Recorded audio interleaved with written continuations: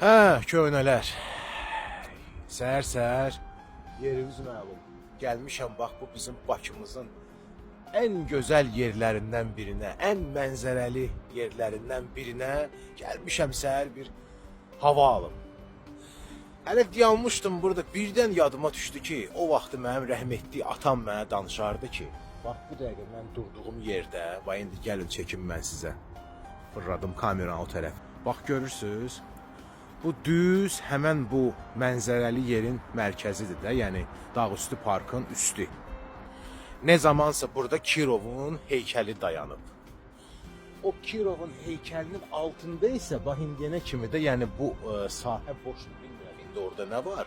Bura o zaman üçün, yəni 70-ci illərdə çox məşhur bir restoran olub. Bu restoranın adı Drujba olub, dostluq.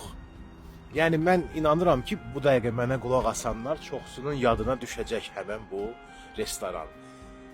Məşhur idi də ona görə ki, elə bir ki Avropa mətbəxi istəyənlər, gəlirdilər məhz bura. Yəni Langet, Kotlet Bakiyevski deyirlər ki, ümumiyyətlə burada bir aləm idi də. Cəmaət üst tuturdu, gəlirdi bura. Hətta deyirlər, dəqiq deyə bilmərəm, bəziləri belə deyir, bəziləri belə, burada nəsə bir musiqi proqram da var idi. Ümumiyyətlə, bu mövzunu əgər mən açmışamsa, çox əfsuslar olsun ki, hal-hazırda bizim milli mətbəximiz, yəni öldürülür, məhv olunur. Yəni bu çox sayılı bu Çuşkarski restoranlar açılıb, nə bilim Məkan, Asiman, yəni belə şərti deyək də, belə bir adları da, hansı ki bizə, yəni Bakıya çox necə söyləyim, doğma deyirlər də. Və hər yerindən duran bu dəqiqə ustalar çıxıb, nə bilim, filankes usta, hamısı başında bir dənə türban taxıb, qıllı-qıllı əlləri ilə yemək pişirirlər, adlarını da qoyublar usta. Yeməklər də ki, yəni, nə bilim, şirəli dana, şirəli maça, hamısı eyni tiplidir.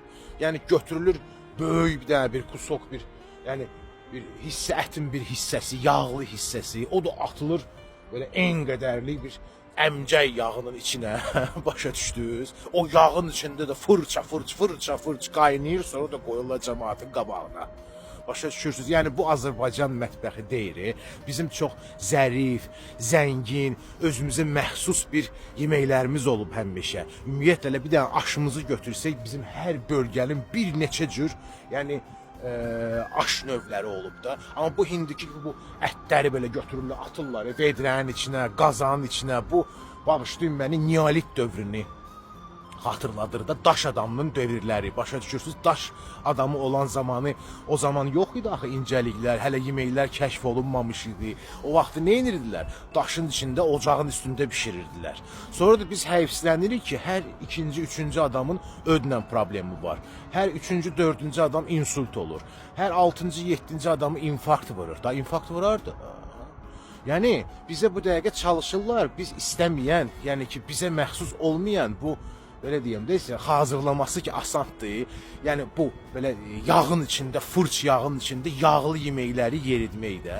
Və nəticədə də özünüz də görürsünüz də, gəlirlər otururlar, belə 5-6 dəfə otururlar, çörəyə götürürlər, batırırlar yağın içində, bəh, yağ yeyirsiniz də, yağ, sırf yağ. O canınıza ziyandır, özünüzə yazığınız gəlsin, mətbəximizə yazığınız gəlmirsə, heç olmasa özümüzə yazığınız gəlsin. Başa düşürsünüz? Yəni bax, bu qədər. Bir də sabahımız xeyir olsun. Qəlbdən qəlbə. Baba Məmmədov, bax, belə səhər, gözəl bir səhərdə, bu cürünə bir mənzərəli yerdə, bu cürünə bir incə xatirələrlə sizinlə.